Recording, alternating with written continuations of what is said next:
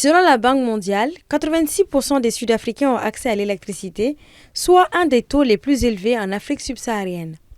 Pourtant, depuis mars 2022, l'Afrique du Sud, pays le plus industrialisé du continent, est confrontée à des pannes d'électricité prolongées avec des coupures de courant atteignant jusqu'à 12 heures par jour, imposées pour protéger le système de l'effondrement.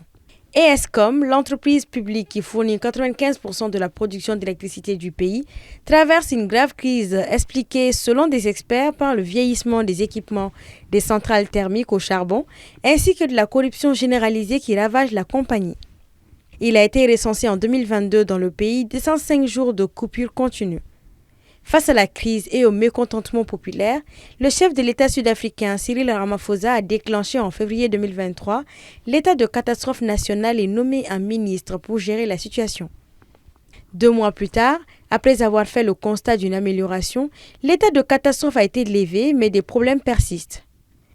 Selon les autorités sud-africaines, la crise de l'électricité coûte chaque jour à l'économie quelques 50 millions de dollars en perte de production et le potentiel économique du pays a été réduit de 20%. À l'occasion de la célébration de la fête du travail, le ministre de l'électricité sud-africain Paul Massatil a annoncé que le pays ne rencontrerait bientôt plus de panne d'électricité.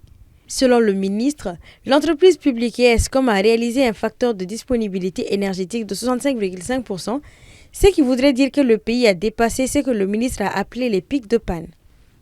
Pour le ministre, ce résultat est une étape importante dans la résolution de la crise énergétique dans le pays avec, selon lui, le retour des unités dans plusieurs centrales électriques.